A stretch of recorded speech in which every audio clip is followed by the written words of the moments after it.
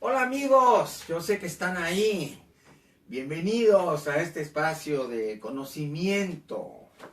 El conocimiento y la historia que es tan importante. Me da mucho gusto saber que ustedes están ahí y que están pendientes del canal de Pepe Cruz para ver qué sacamos nuevo. Y me da mucho gusto. Bienvenidos. Vamos a hablar de la escritura egipcia. Vamos a hablar de una de las civilizaciones más antiguas del mundo, de los egipcios. Como todos sabemos, Egipto es una cultura milenaria. Desde el año 5000 a.C. se habían establecido a lo largo del Nilo más de 400 aldeas.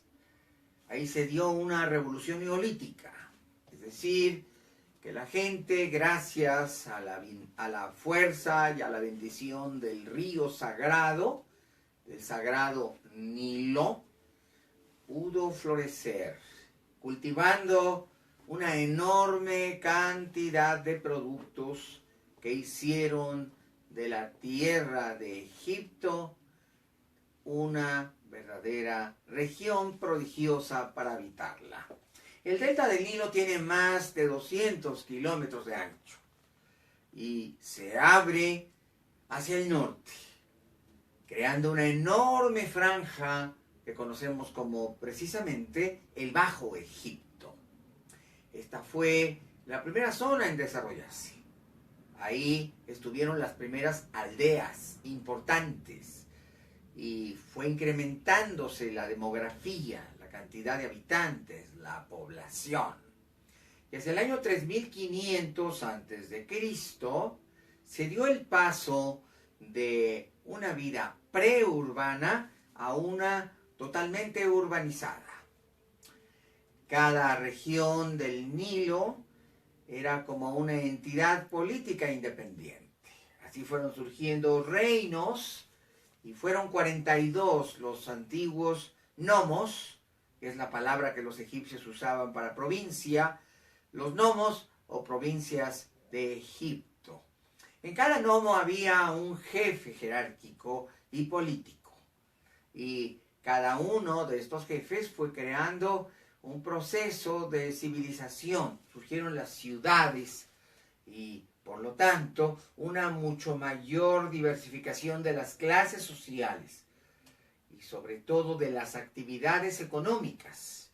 Estaban los campesinos y luego los artesanos, los técnicos y operativos, los constructores de ciudades, los canteros. Estaban, por supuesto, además de los comerciantes, otros grupos sociales de gran importancia. Una preburguesía, una clase media educada, que servía a la clase poderosa de los guerreros y sacerdotes, la nobleza. Así Egipto fue evolucionando y hacia el año 3100 a.C. aparece la figura de un gran conquistador. En los documentos y los textos se llama el Rey Escorpión. Así, poco a poco, las ciudades egipcias se fueron integrando políticamente. El Bajo Egipto y el Alto Egipto. El Bajo Egipto en el Delta y el Alto Egipto a lo largo de 1800 kilómetros desde el Delta hasta la primera catarata del Nilo. Ahí fueron surgiendo ciudades espectaculares como Hieracómpolis. Y claro, la ciudad de Memphis, que era la ciudad más importante del Delta. También la ciudad de Tebas, que será la capital del sur. Y también muchísimas ciudades como Sais, ciudad de sabios, y donde se adoraba al dios Ptah y al dios Ptah. Ptah y Tot eran deidades relacionadas con el conocimiento y la cultura y la escritura y la erudición. En cambio, en el Alto Nilo siempre hubo una figura extraordinaria, la figura más importante, el dios de aquella región, el dios Tot, que le da su nombre a Tutankamón, Totkamón. Así, el Nilo fue evolucionando. Después del rey Escorpión, Egipto se unificó en dos grandes regiones, el Alto y el Bajo Egipto, bajo dos soberanos únicos. Y después vinieron la primera y segunda dinastía de faraones. La palabra faraón, según el gran egiptólogo Wilson, significa rey de reyes. Y es que finalmente las ciudades pelearon entre sí hasta que hubo la figura de un gran unificador que pudo someter a las 42 ciudades, a las 42 provincias, a los 42 nomos y a los 42 nomarcas de Egipto en una gran capital. Esta primera gran capital fue la ciudad de Memphis, en el sur, muy cerca de Al-Qahira, es decir, en árabe la ciudad del Cairo, que es la capital moderna de Egipto, después de la invasión del Islam y de la introducción de esta religión masiva en la zona del delta del Nilo. Los antiguos egipcios eran pueblos muy laboriosos.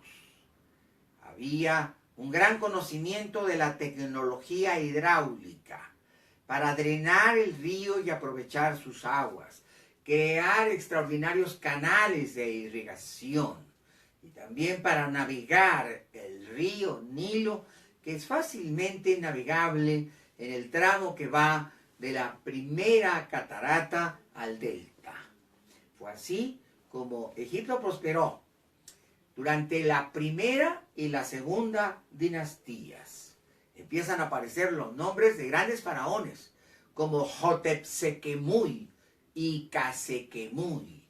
Y así, poco a poco, Egipto se convirtió en la gloria del Nilo, del padre Nilo. Los egipcios pensaban que el río Nilo era una deidad, era un dios.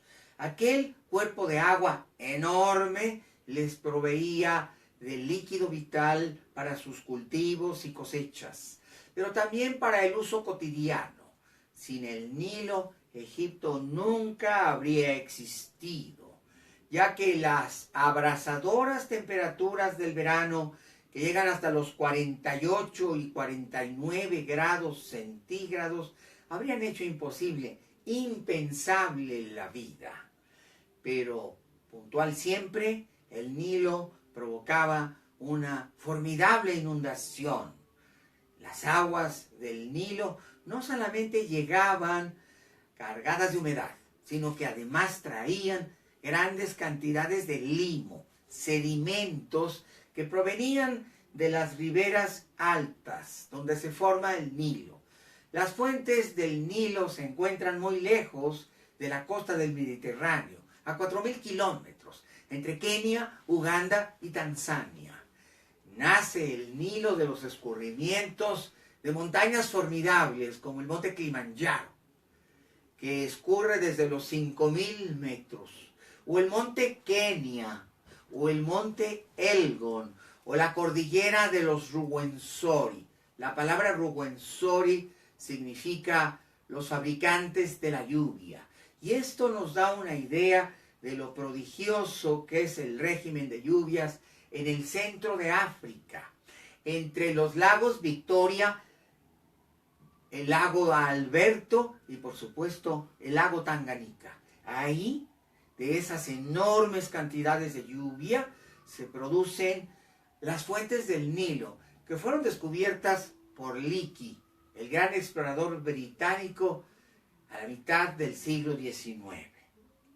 Viniendo de esos orígenes, el Nilo arrastra las aguas durante 4.000 kilómetros hacia el norte, buscando la cuenca del Mediterráneo. Hay un gran afluente del Nilo Cristal y del Nilo Blanco. Es decir, que hay dos Nilos que se unen en Jartum, en el Sudán. El Nilo Cristal viene de las montañas de Abisinia. Sus aguas son azules, cristalinas y transparentes. Y el Nilo Blanco viene del lago Victoria, arrastrando limo, enorme cantidad de guano, de cientos, miles y millones de animales que defecan en sus riberas. Aquel guano se convierte muy pronto en una gran forma de fertilizar la tierra. Así, el Nilo llegaba cargado de este guano y después de la inundación, las tierras quedaban no solamente irrigadas, sino fertilizadas de manera natural. Esto permitía que se dieran 3 cosechas al año, 3 cosechas, algo extraordinario, algo único, algo increíble. Es por eso que el Nilo se convirtió en el granero del mundo. El cultivo principal fue el trigo, con el que los egipcios hacían el pan. El pan es un invento egipcio. El pan, tal y como lo conocemos, es precisamente uno de los legados y las grandes herencias de la formidable civilización egipcia. El tiempo fue pasando y la primera y la segunda dinastías gobernaron con rigor y orden y una gran paz todo ese universo maravilloso de ciudades espectaculares. Los faraones, los reyes entre los reyes, crearon así sus dinastías y sus tradiciones. El faraón era una figura política, pero también era la cabeza del ejército egipcio, pero también tenía cargos religiosos. Era un pontífice máximo de las deidades de Egipto. En Egipto había más de 100 dioses importantes. Cada ciudad tenía un dios patrocinador, un dios protector, un dios que protegía la región.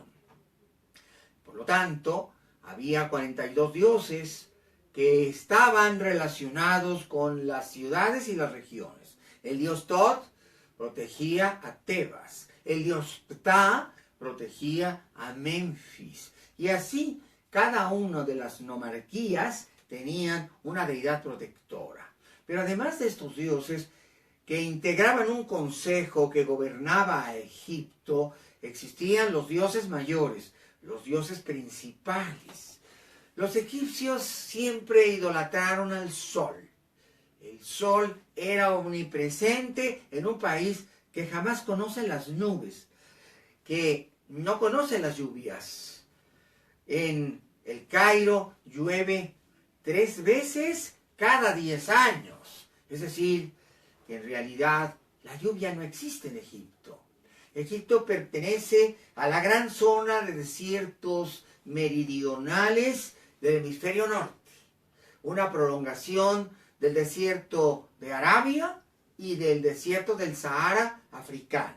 Ahí, en el desierto arábico egipcio, prácticamente no llueve. La tierra es reseca y arenosa. Y la arena forma enormes dunas. Lo único que interrumpe aquello, ese mar de arena, son los oasis. En Egipto existen 85 oasis. Las antiguas caravanas de camellos se servían de los oasis para llevar el comercio. Y las rutas de comercio cruzaban por todo el norte de África para ir hacia Libia y a la Mauritania, frente a Italia, en donde después se fundaría Cartago, la ciudad cartaginesa, capital de Aníbal. Al oriente, las caravanas llegaban a la región de Sinaí y después atravesaban Judea y Perea y la región de el actual Líbano, e Israel y Jordania, para finalmente llegar hasta las rutas de comercio de Arabia y las orientales que iban por la región del norte, muy al norte por Alepo y hacia el oriente o el este a través de una gran ciudad muy antigua que es Damasco, en Siria. De ahí las rutas de comercio y las caravanas iban hasta el Tigris y el Éufrates, donde Babilonia era la ciudad más grande del mundo. Por lo tanto, Egipto estaba en medio de grandes rutas de comercio. Y en esta región, por supuesto, había un espléndido comercio. La civilización egipcia fue así ascendiendo, creando grandes obras arquitectónicas. Los faraones de la tercera dinastía fueron ricos y muy poderosos. Ellos fundaron las más grandes tradiciones de Egipto, como la tradición funeraria. Los antiguos faraones de la primera y la segunda dinastías se enterraban en pequeños hipogeos, que eran algo así como cuartos subterráneos cubiertos de ladrillos, sin mayor gloria, ni pompa, ni ceremonia. Pero a partir de Snéfero y de Sócer, faraones de la tercera dinastía, todo cambió. Los faraones, tan ricos y poderosos como ya eran, pretendieron sepultarse dentro de grandes palacios. Los egipcios creían que el Nilo no solamente fluía por la tierra o fluía por el mundo dividiéndolo en dos mitades, sino que pensaban que había otro Nilo que fluía por el cielo y que el sol, el dios Sol, Ra, todas las mañanas surcaba desde el oriente hasta el poniente en una barca solar, la barca solar de Ra. Todos creían que el paso de el sol por la bóveda celeste estaba relacionado con el paso del dios Ra, de la deidad solar. Y también pensaban que los faraones, al ser almas divinas, ya que eran hijos del sol, al morir ascendían y subían hasta la barca solar, donde alcanzaban la inmortalidad y se convertían en pasajeros de este inmenso barco. Los egipcios pensaban que todos los faraones de Egipto vivían en esa gran barca. El sol era el Dios supremo, el Padre de la vida, el Padre de todos los dioses y el Padre de la conciencia. Por lo tanto, las principales edificaciones religiosas y templos se levantaron para honrar al sol. Luxor y Karnak no son en realidad estructuras de este periodo. Estos enormes templos, que son los más famosos, pertenecen al Imperio Medio. 1500 años después, en la época de este señor, de Ramsés II, faraón de la 18ª dinastía.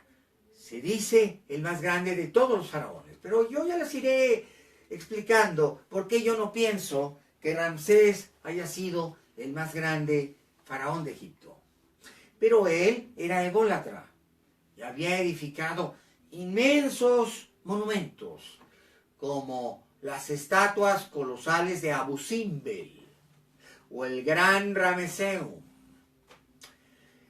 Sin embargo, Ramsés edificó parte de las salas hipóstilas, salas columnarias, ciclópeas de Luxor y Karnak. Luxor y Karnak eran dos de los templos más famosos de Egipto durante las dinastías 18, 19 y 20. Pero Ramsés en realidad no es el más grande de los faraones.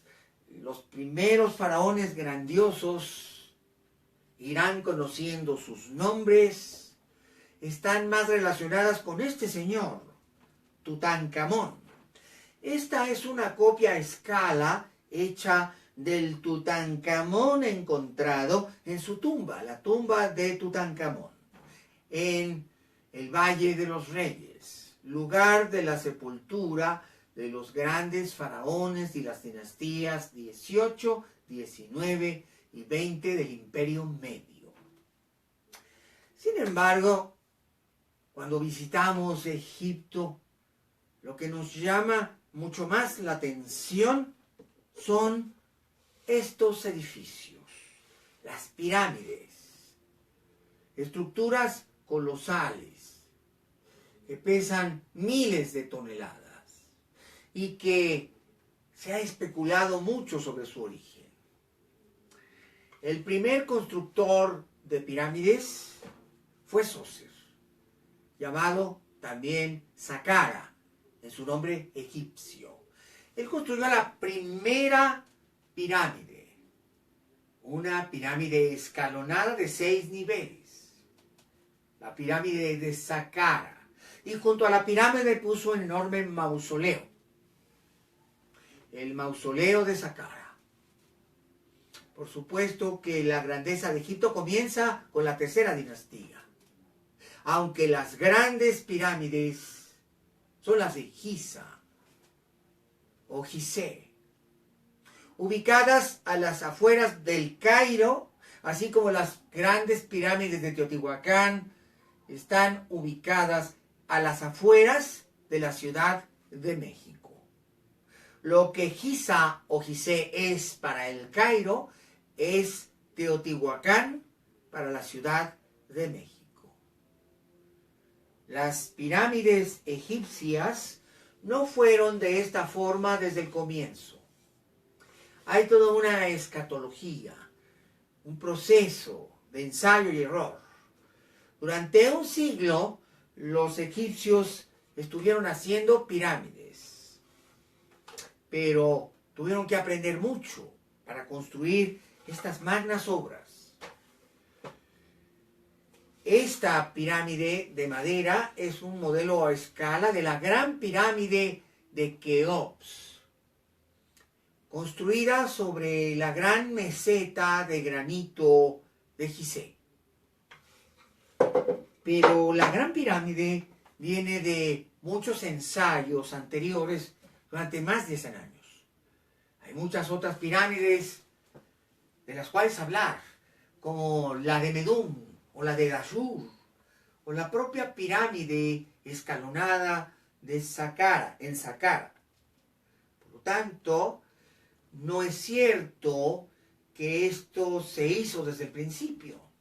Al comienzo, las pirámides egipcias fueron bastante modestas y hechas con pequeños ladrillos de apenas 40 o 50 kilos de peso.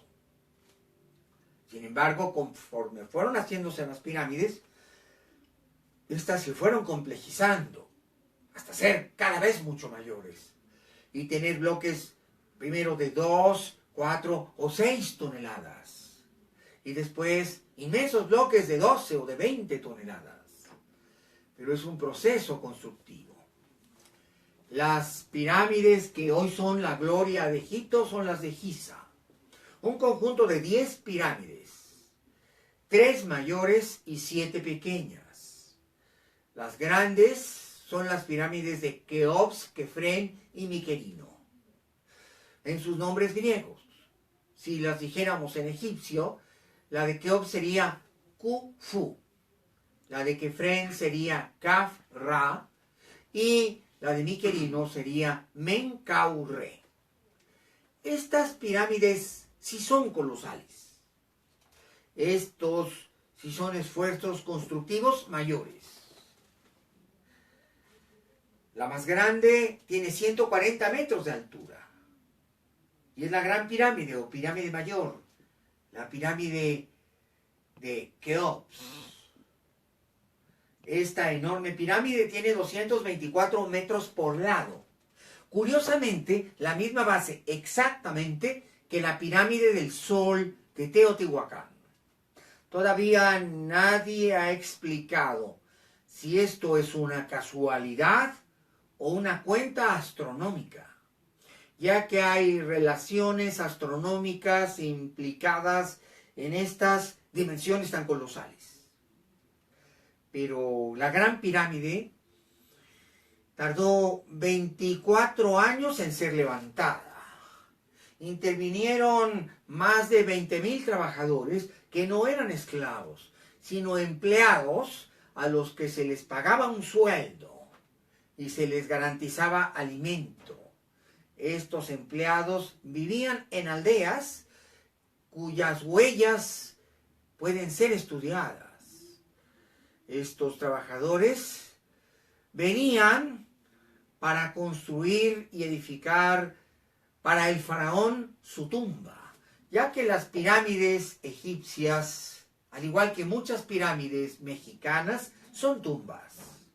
Por lo tanto, estos enormes rascacielos antiguos, inmensos, eran realmente prodigiosos. La estructura básica de estas pirámides es un gran basamento, perforando la tierra hacia abajo para cimentarla, haciendo cimientos de 25 y 30 metros de profundidad. Y luego de nivelar, había que colocar las hiladas de piedra hasta alcanzar los 140 metros de altura. Algo fascinante y fabuloso. Millones de bloques alineados, de diferentes tamaños, pero pesando cada uno de ellos toneladas, hasta finalmente hacinar, en el caso de la Gran Pirámide, 2 millones de bloques que en promedio pesan 2,5 toneladas cada uno. Obra colosal, inimaginable para nuestros tiempos, y aquellos no tenían grúas, ni siquiera tenían herramientas de acero o de hierro para cortar la piedra, sino que con piedras muy duras y herramientas hechas de cuarzos y cuarcitas, eran cortados los bloques utilizando la cuarcita de granito, que es la más dura. Así es como los egipcios podían lograr tallados formidables como este facsímil que tengo aquí, hecho en alabastro. Esta vasija de alabastro es en realidad una copia de una egipcia del periodo de la Gran Pirámide. Efectivamente es alabastro, pero esto ya fue pulido con herramientas modernas. De manera moderna esto puede pulirse en unos cuantos minutos. Pero si esto hubiera sido pulimentado en la época de la Gran Pirámide, es decir, en el año 2450 antes de Cristo, hace 4500 años, habría tardado 10 años en lograrse hacer tan solo esta pieza por un equipo de artesanos. 10 años para hacer solo esta pieza. Imagínense lo que fue tallar 2 millones de bloques de la dureza que tiene este alabastro. Es algo que no podemos ni siquiera imaginar. Es una grandiosidad tal que rebasa nuestra imaginación.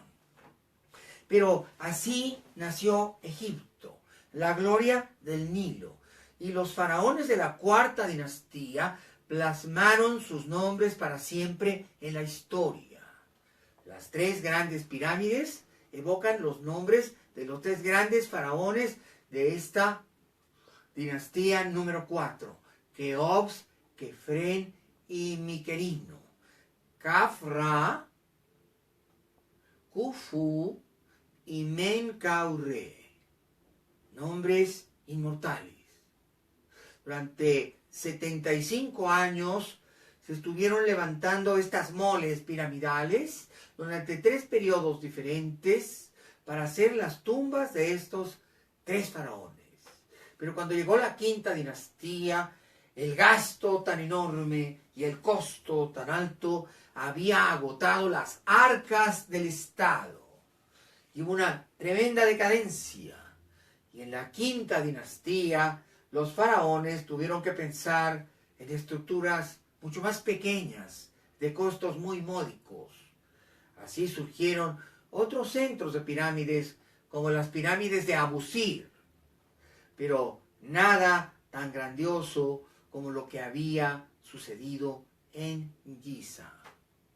En medio de todo este lujo y esplendor, los egipcios necesitaban otra herramienta con la cual decorar sus paredes. Esta herramienta era, sin duda, la escritura. ¿Cómo sin la escritura se podrían transmitir los secretos de la arquitectura piramidal, los secretos de las matemáticas egipcias, los secretos de la astronomía celeste?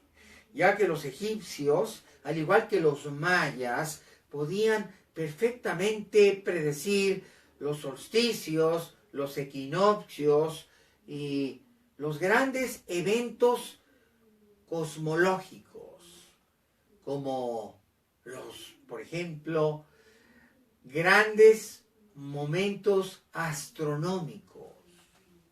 Los egipcios registraron el paso de muchos cometas, el paso de las estaciones y eclipses de luna y de sol. La astronomía y la matemática y la geometría egipcia estuvo en el pináculo de todas las sociedades antiguas. De hecho, los más grandes conocimientos astronómicos de la antigüedad se hicieron en Egipto. Durante 3000 años continuos, que van del año 3000 a.C. al año 29 a.C., Egipto fue la cabeza de civilización del mundo entero y especialmente del mundo mediterráneo.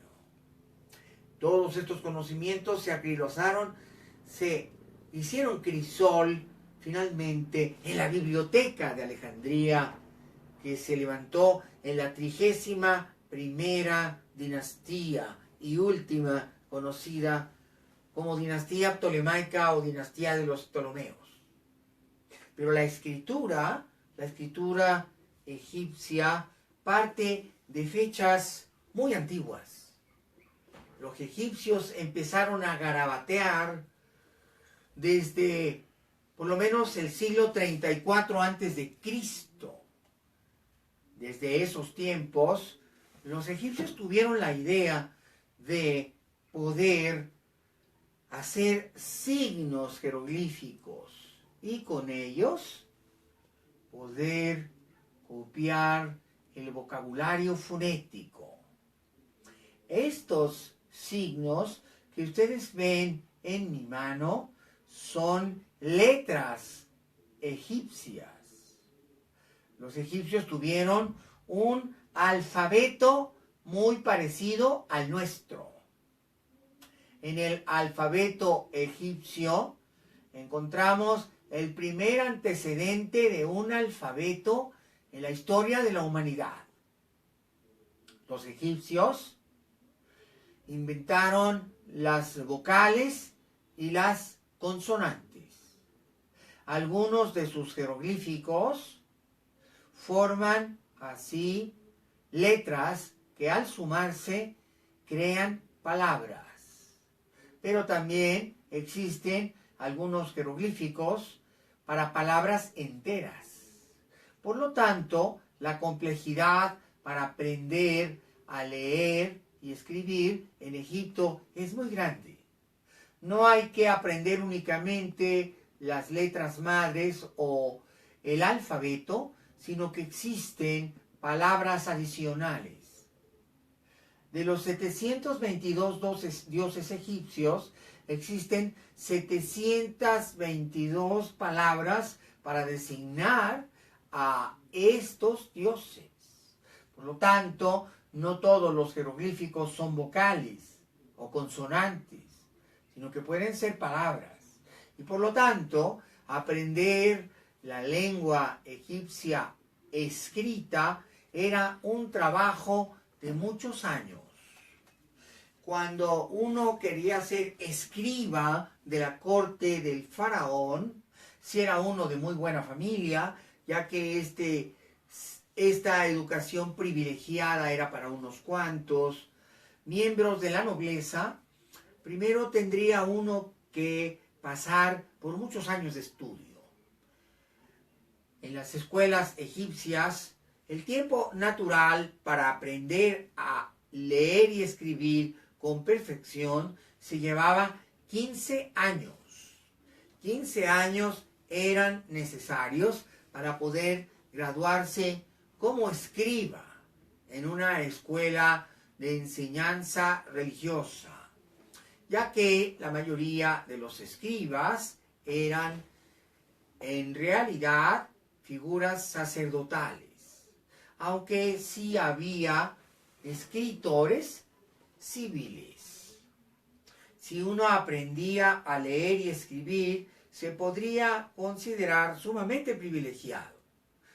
Se dice que el faraón valoraba tanto a sus escribas que los quería mucho más que a sus hijos, y que cuando alguien podía ostentar o llegar al cargo de escriba y convertirse así en miembro de la cofradía del dios de la escritura, que era el dios Tot, se podía considerar privilegiado.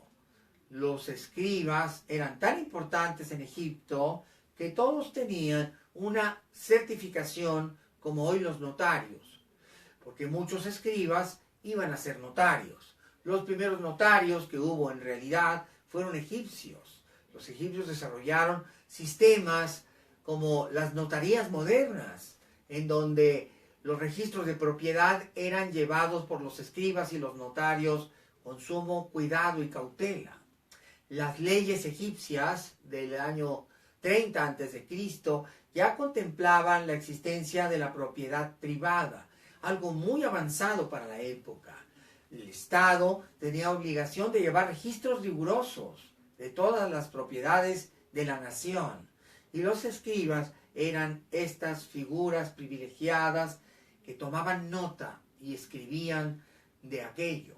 Los egipcios también tuvieron testamentos y documentos legales.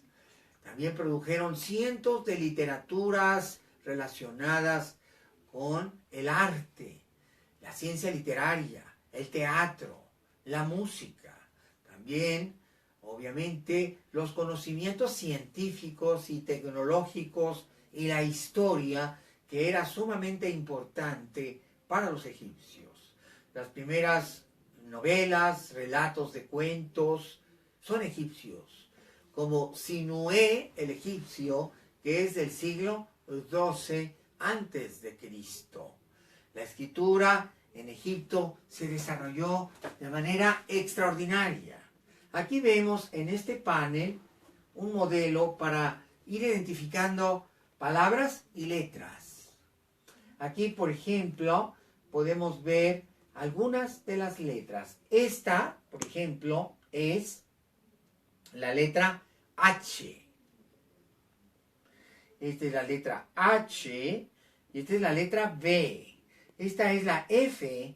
Vemos que la H es como una cuerda anudada, mientras que la M de México es un búho. Aquí, por lo tanto, podemos leer palabras. Esta paleta frente al búho es una A. Por lo tanto, aquí dice ma. Y esta es una S. Esta como serpiente es una S. En realidad no es una serpiente, es un caracol. Un caracol sin concha que avanza. Esta es una T.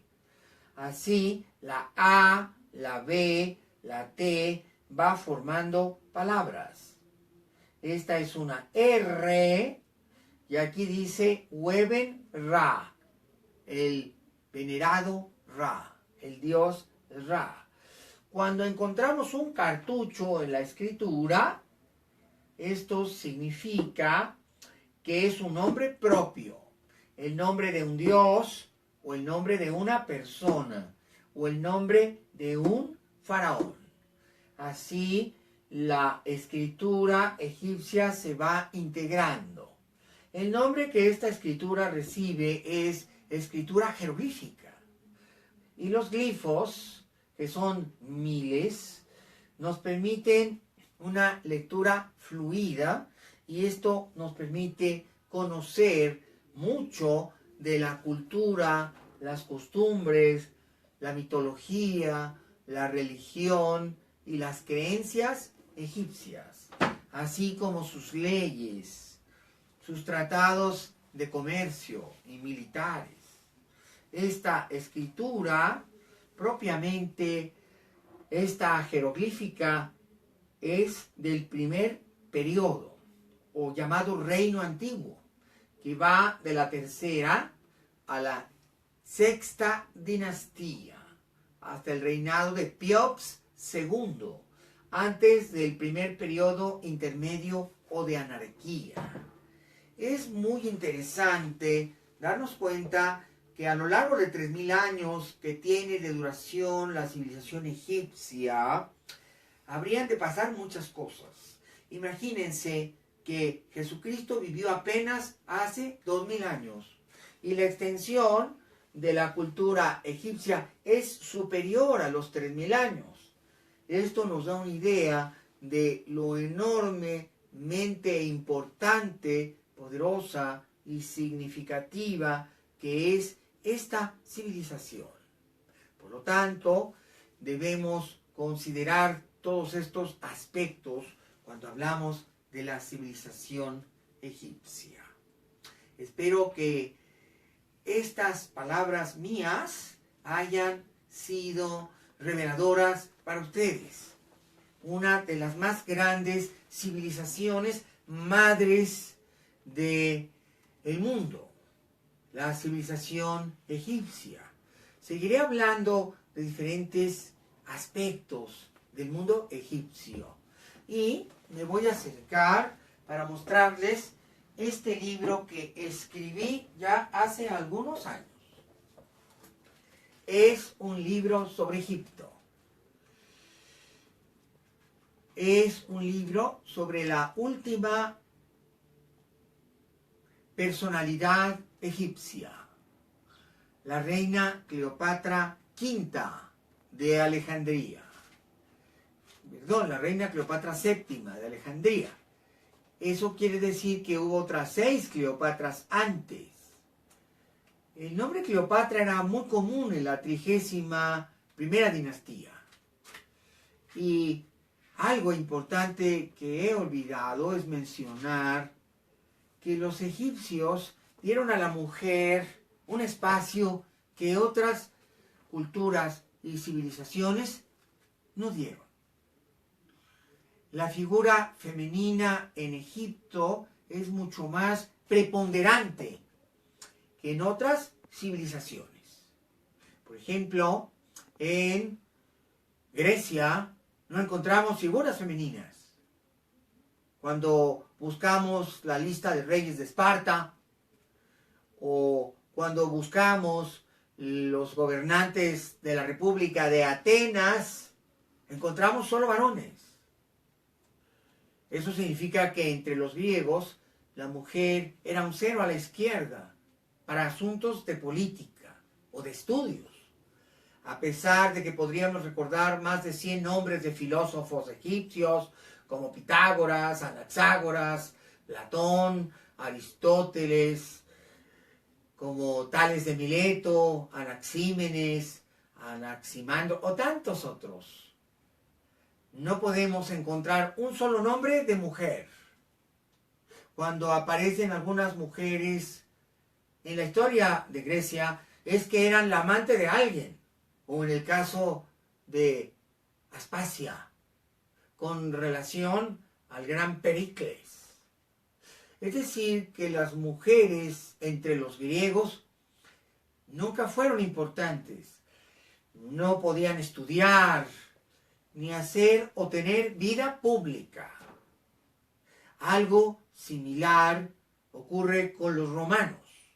A pesar de que tenemos una lista de 200 césares durante 450 años, que van desde Julio César, hasta, que es el primero, hasta Honorio, que es el último, no hay un solo nombre de un rector de la política de Roma, un solo nombre de un César. A pesar de que la mujer era importante en Roma, nunca figuró en asuntos de política o en asuntos de Estado, o nunca hubo un científico, mujer, entre los romanos. Tenemos y conservamos solamente el nombre de varones. Las mujeres no podían ir a la guerra, las mujeres no podían estar en el ejército romano, las mujeres no cabían en la política de Roma. Nunca conocimos una senadora romana, nunca una magistrada romana. Por lo tanto, las mujeres en Roma siempre fueron figuras de segunda. Y así en la gran mayoría de las civilizaciones mediterráneas. Lo mismo pasó con los fenicios, con los hebreos o con los cartagineses. La mujer no figuraba, no tenía presencia política o presencia en la ciencia y en las artes, en la cultura, en el conocimiento. Y otro tanto pasó entre los hititas, los asirios, los persas, los babilonios, los sumerios, los acadios y todas las civilizaciones del Medio Oriente. La única gran excepción es Egipto. En Egipto, las reinas podían gobernar. Las mujeres podían estudiar y tenían una presencia fenomenal. Ejercían el poder, como en el caso de la gran faraona Hatshepsut, que gobernó en la dinastía 18, con todo su poder y boato. Y por lo tanto, en Egipto la mujer no era la sombra del varón, sino que era realmente importante. De acuerdo a la ley egipcia, las mujeres podían transmitir el trono o heredarlo, y además podrían heredar propiedades y donarlas o heredarlas. Por lo tanto, en Egipto las mujeres podían ser magistradas de la ley, podían ser escribas. En tiempos de muchas dinastías, incluyendo la 30 y la 31, las últimas dinastías, los nombres de las mujeres están ligados a la ciencia, como en el caso de una de las grandes mujeres de Egipto, la directora de la última biblioteca. Es por eso tan importante entender la presencia y la figura de la mujer en Egipto, algo no visto en otras culturas antiguas, donde la mujer no tenía cabida en el mundo.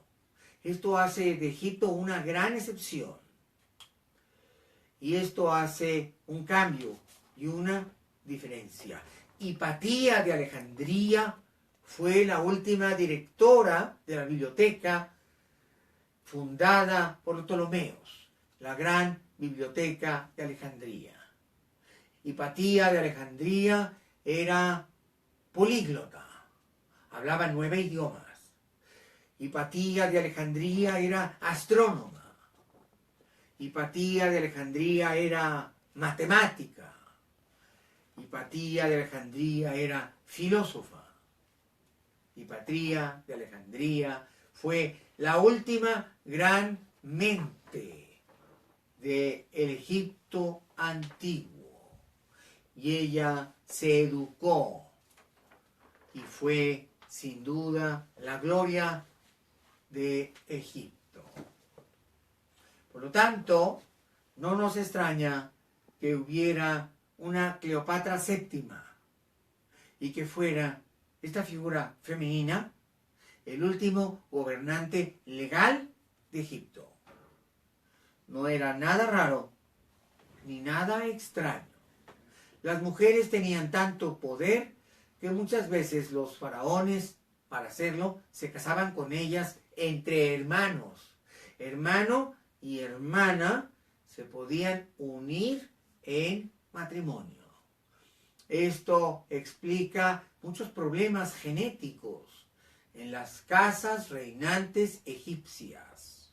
Se dice que el faraón Akenatón precisamente es víctima de este enlace de sangres tan cercanas, en donde precisamente a causa del incesto se presentarían muchas patologías y anomalías genéticas. Egipto es realmente extraordinario y maravilloso. Y he querido darles este pequeño regalo, este obsequio de conocimientos acerca de una de las más maravillosas civilizaciones del mundo. Yo estudié egiptología muy temprano en mi vida con la doctora Teresa Escobar, a quien honro. Fue mi gran maestra en las aulas de la Facultad de Filosofía y Letras, en el Colegio de Historia de la Universidad Nacional Autónoma de México. Y honrando a nuestros maestros es que recordamos esos bellos periodos de nuestra vida. Antes de despedirme y de terminar, me gustaría contestar algunas de las preguntas de ustedes. Dice Laura Inda, doctor, ¿dónde consigo sus libros? Bueno, este libro sobre Cleopatra y todos mis libros, ahorita pueden conseguir 20 libros de los muchos que he escrito, que están a la venta en Anaxágoras, en la calle de Anaxágoras, a unos pasos del Metro Eugenia, a Anaxágoras 915, Colonia del Valle. Ahí pueden ustedes acudir y ahí van a encontrar toda la colección de libros del Dr. Pepe Cruz. Repito, Anaxágoras 915, Colonia del Valle, y abrimos de 11 de la mañana a 8 de la noche, de lunes a viernes. Repito, de 11 de la mañana a 8 de la noche, de lunes a viernes. Ahí está la librería de Pepe Cruz. Los sábados abrimos mediodía hasta la 1 de la tarde, de las 10 de la mañana a la 1 de la tarde. Ahí están mis libros, algunos son de Editorial Orión, otros son de Editorial Iberoamericana, otros son de Editorial Panorama, otros son de Editorial Diana, algunos son sobre historia, otros son sobre liderazgo, sobre desarrollo humano, algunos sobre aprendizaje acelerado y neurolectura. Todos mis libros los pueden ustedes conseguir en precisamente esta dirección, Anaxágoras 915. También pueden llamar a mi número telefónico 5610-0069, 5520-0224, donde les atenderán y también les podrán decir dónde conseguirlos, en algún otro lugar más cercano de su casa. Y me da mucho gusto recibirlos a todos ustedes. Estoy viendo ya la lluvia de deditos azules. Estoy viendo ya la lluvia de corazones rojos, de caritas amarillas. Me da mucho gusto. Espero que el tema de hoy les haya gustado, que la egiptología les interese. Una de las prodigiosas civilizaciones de la historia universal. Y me está llamando Manuel Padrá desde Tokio, Japón. Se está comunicando a través de Facebook desde Tokio, Japón, y nos dice un gran saludo. Yo también le mando muchos saludos hasta Tokio. ¿Quién es Manuel Padrá? Él fue mi alumno cuando yo ejercí, bueno, sigo ejerciendo, pero ya de esto hace algún tiempo. Él fue mi alumno ya hace mucho tiempo, como unos 20 años, en las aulas del Colegio de Graduados en Alta Dirección, donde yo impartí clases y he impartido clases los últimos 30 años. Y en la maestría de Alta Dirección es donde yo lo tuve de alumno. Como tantos otros alumnos míos, como Josefina Vázquez Mota, como Jacob Polemski, que ahora andan en la política, ya me di cuenta, ya vi que se han vuelto políticos, y tantos alumnos que recuerdo con todo el cariño del mundo, que han sido mis alumnos en diferentes instituciones y aulas. Le mando a Manuel Padrá un abrazo muy grande y todo el cariño del maestro al exalumno y el respeto, porque después de 20 años él se sigue comunicando conmigo, sigue escuchando mis mensajes, viendo mis videos, y me da mucho gusto, Manuel, para tu esposa, para tu niña, para ti, todo el cariño desde la Ciudad de México. Y dice Carla Balbuena, saludos. Y por supuesto también otros nombres, Adi García, Fernando Aristegui, a Adi García y a Carla Balbuena. Un saludo también y todo mi cariño para ustedes y todas las personas que están ahí, que nos están escuchando, que nos están viendo a través de Facebook, del canal de YouTube. Qué hermoso saber que ustedes están ahí, que aprendemos juntos y compartimos tantas cosas bonitas. Me estaban preguntando el otro día que cómo pueden estudiar el alfabeto egipcio, que cómo pueden aprender egiptología. Recuerden que en octubre voy a iniciar mi curso de egiptología. Yo les voy a enseñar cuando se inscriban conmigo para tomar el curso de egiptología.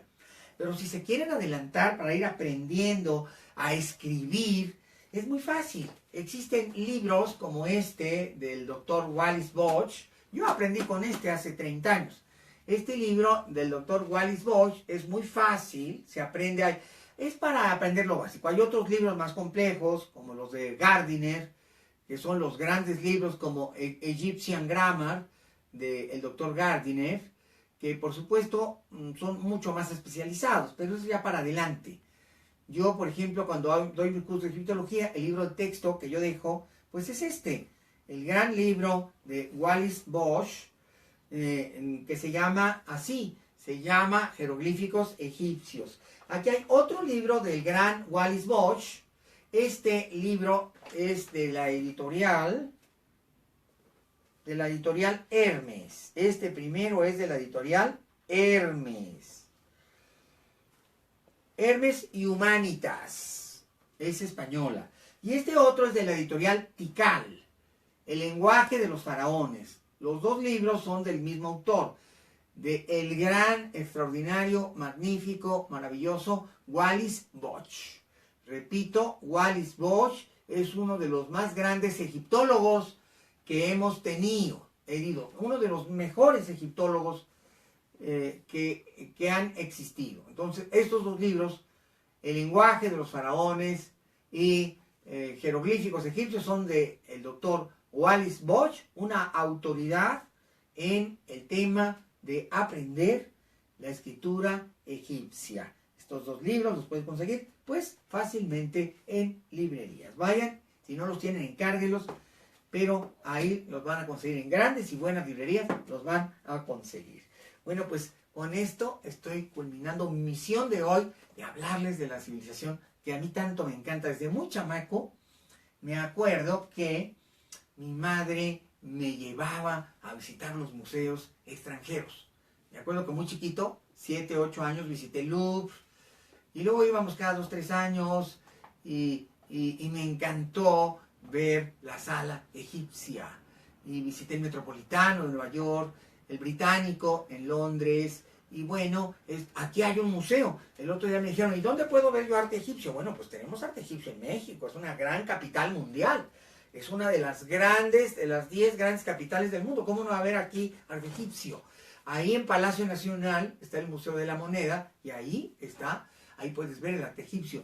También hay arte egipcio, por supuesto, en el Museo Nacional de Antropología. En la entrada hay algunas piezas de arte egipcio. Pero evidentemente, claro que tenemos en México arte egipcio. Y yo iré a hacer algunas visitas a estos museos y desde ahí les voy a transmitir para explicarles y vean.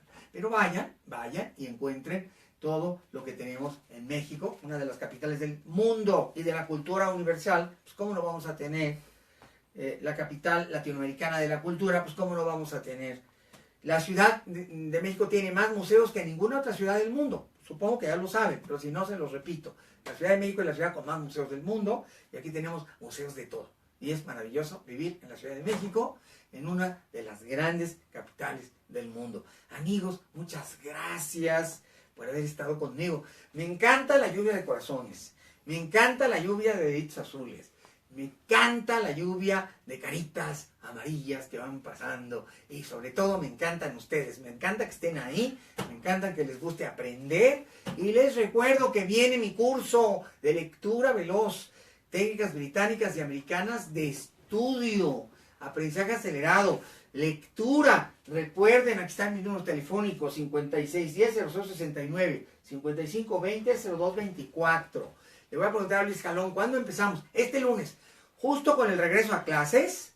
Este lunes, este próximo lunes, es decir, dentro de 4 días, este lunes 14 de agosto, empezamos los cursos y talleres de lectura veloz, de escritura veloz, los cursos de técnicas británicas y americanas de estudio, que va a incluir en esta ocasión las bases completas de la neurolectura, el curso más amplio y más avanzado que doy, porque hay 8 modelos de cursos.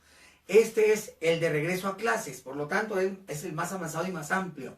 Incluye los temas de genios, los temas de desarrollo de habilidades del pensamiento y de la memoria, el modelo de aprender a aprender, el modelo de aprender a pensar, aprender a razonar. Este es el curso más completo y amplio que doy, de manera que inscríbense porque es diferente a otros. Este es el mejor curso que doy y tiene temas que los otros no tienen. Entonces, su oportunidad de estar con nosotros. Pueden marcar mis números telefónicos mañana muy temprano, todo el día, de 10 de la mañana a 6 de la tarde. Y recuerden, empezamos el próximo lunes, también el viernes, mañana jueves o pasado mañana viernes, van a estar funcionando los teléfonos hasta las 6 de la tarde. Y desde las 10 de la mañana para que ustedes se inscriban y puedan estar con nosotros. Y pronto vamos a empezar con las misiones culturales. Me los voy a llevar de paseo. Voy a servirles de guía de turistas para que visiten Palacio Nacional, para que visiten la Catedral, para que visiten la Casa Azul de Coyoacán, para que visiten la Casa de Hernán Cortés en Coyoacán, para que visiten Tepoztlán, el Museo del Virreinato, para que visiten el Acueducto de Zempoala, para que visiten la pirámide de Tenayuca, la pirámide de Cuicuilco, para que visiten la pirámide del Templo Mayor de los Aztecas, para que visitemos juntos lugares espléndidos como Acolman o Actopan, los conventos agustinos del siglo XVI, los conventos Fortaleza. También los voy a llevar a Teotihuacán, a Tula, la capital del príncipe Seacatl Quetzalcóatl, el dios más importante del panteón mesoamericano. Entonces, apúntense, también los voy a llevar y les voy a explicar el calendario azteca en el Museo Nacional de Antropología. Estas visiones, estas visitas culturales van a comenzar ya muy pronto, yo lo voy a anunciar aquí. Vamos a ir hasta Malinalco, donde era la escuela militar de entrenamiento de los caballeros Águila y de los caballeros Tigre. Estén pendientes de las misiones culturales del doctor Pepe Cruz, porque vamos a ir precisamente, yo voy a ser su guía de turistas, para ir juntos a visitar todas estas maravillas que México tiene. Así es que recuerden, vamos a estar juntos en esta aventura de conocer a profundidad nuestra ciudad, a conocer la maravillosa Ciudad de México y los más de 50 sitios históricos y trascendentales, con edificios y ruinas que tienen 2000 años de antigüedad, como las grandes pirámides de Teotihuacán. Así es que muy pronto anunciaré cómo estarán ocurriendo estas visitas. Si les gusta la historia, a mí me gusta que les guste. Y vamos a hacer cosas maravillosas juntos. Amigos, realmente me encanta que les guste. Estoy viendo que les guste, que me están poniendo muchas cosas bonitas. Esperen muy pronto las misiones culturales del doctor Pepe Cruz y vamos a ir juntos a visitar todo el patrimonio histórico y cultural de México, una de las capitales culturales del mundo. Todos estos sitios maravillosos, patrimonio de la humanidad, declarados por la UNESCO. Y amigos míos, muchísimas gracias. Les dejo mi corazón y esperen la próxima transmisión. Ya ven que estamos haciendo transmisiones todos los días, a veces a mediodía, a veces en la tarde, a veces en la noche o hasta en la madrugada. Pero en este canal siempre hay material nuevo que ver y muchos temas que a ustedes les gustan les encantan. Y aquí estoy yo siempre para ustedes. Amigos, muchas gracias. Me despido de ustedes diciendo, como decimos todos los días, sí puedo, es fácil y lo vamos a lograr. Y me despido con esa lluvia de corazones, con esa lluvia de deditos azules, con esa lluvia de caritas amarillas que me encanta. Todo mi corazón para ustedes y gracias por expresarse de esa manera tan bonita con sus corazones, con sus deditos, con sus caritas amarillas. Les dejo mi corazón y todo mi cariño. Muy buenas noches.